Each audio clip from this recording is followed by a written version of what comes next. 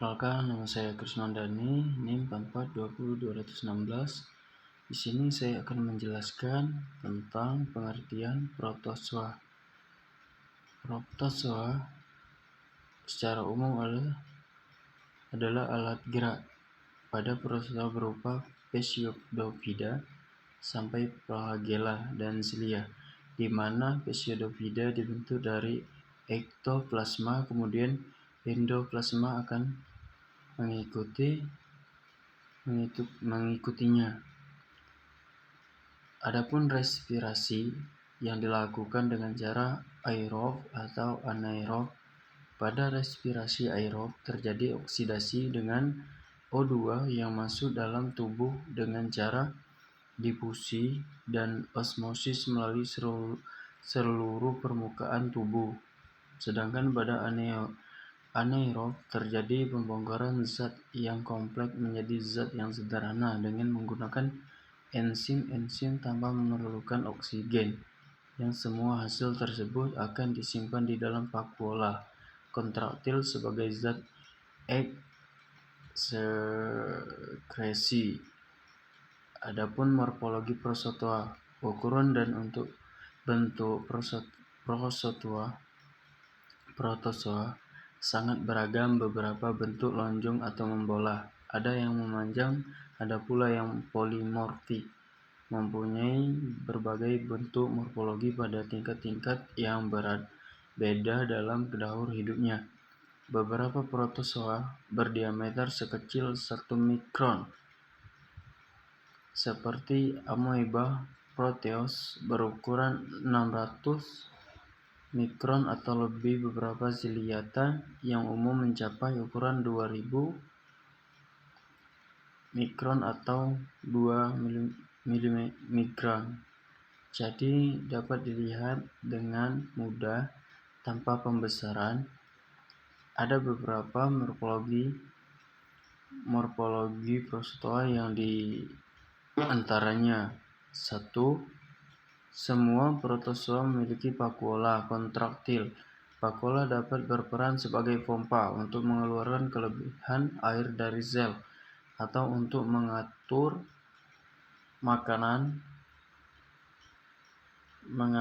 tekanan, osmosis. Jumlah dan letak vakuola kontraktil berbeda pada setiap spesies. 2.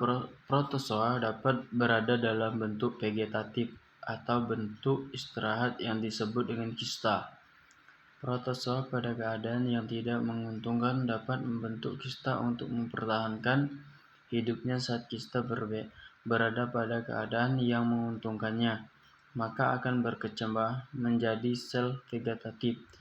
Pada protozoa tidak memiliki dinding sel dan tidak mengandung selulosa atau kitin seperti pada jamur dan alga.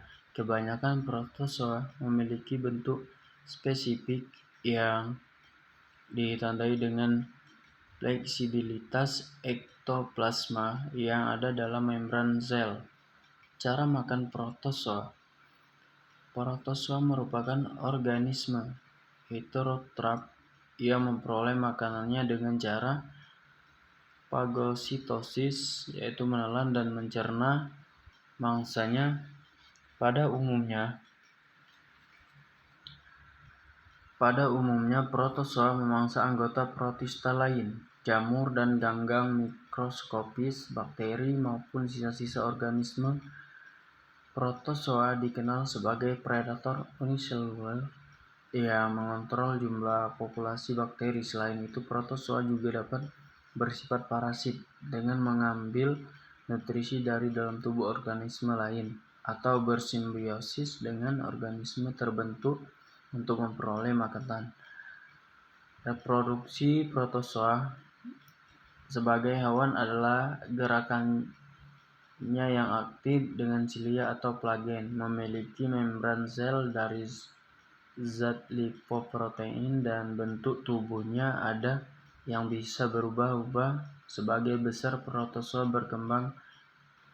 berkembang biak. Adapun aseksual dan seksual. Aseksual vegetatif dengan cara pembelahan mitosis biner, yaitu pembelahan yang diawali dengan pembelahan inti dan diikuti pembelahan sitoplasma, kemudian menghasilkan dua sel baru. Pembelahan biner terjadi pada amoeba Paramecium. Euglena Paramecium membelah secara membujur atau memanjang. Setelah terlebih dahulu melakukan konjugasi, Euglena membelah secara membujur memanjang longitudinal.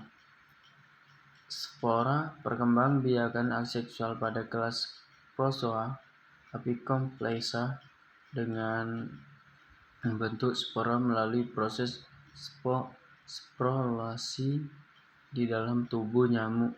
Dalam tubuh nyamuk Anopheles, spora yang dihasilkan disebut sporozoid. Seksual generatif dengan cara konjugasi peleburan inti sel pada organisme yang belum jelas alat kelaminnya. Pada Paramecium, mikronukleus yang sudah dipertukarkan akan melebur dengan makronukleus. Proses ini disebut zingami. Peleburan gamet Sporozoa apicomplexa telah dapat menghasilkan gamet jantan dan gamet betina. Peleburan gamet ini berlangsung di dalam tubuh nyamuk. Adapun taksonomi protozoa. Jadi protozoa adalah hewan pertama. Protozoa merupakan kelompok lain protista eukariotik. Kadang-kadang antara alga dan protozoa kurang jelas perbedaannya. Kebanyakan dan protozoa hanya dapat dilihat di bawah mikroskop. Beberapa organisme mempunyai sifat antara alga dan protozoa. Adapun peran menguntungkan, terdapat peran yang menguntungkan. Yang pertama adalah mengontrol mengenai jumlah populasi bakteri. Protozoa dapat menjadi komponen penyusun dari plankton sebagai sumber makanan dari binatang air. Lalu, protozoa juga menjadi konsumen tingkat pertama yang ada dalam ekosistem air. Selanjutnya, peran menguntungkan juga terdapat pada jenis Foraminifera yang merupakan petunjuk sumber daya minyak bumi. Foraminifera juga menjadi jenis yang memiliki peranan protozoa yang menguntungkan dan merugikan karena mempunyai kerangka luar yang berasal dari kapur dan dapat mengendap pada tanah dan sangat berguna bagi pertambangan tersebut.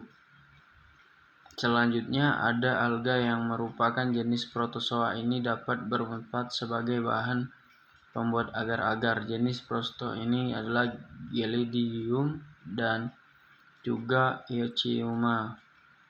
Terdapat beberapa jenis alga yang mempunyai kandungan tinggi nutrisi seperti Chlorella, Caulerpa, Ulva, beserta Enteromorpha radiolarian yang sudah mati serta mengendap pada area perairan. Dapat orang pakai untuk sumber peledak dan juga bahan penggosok.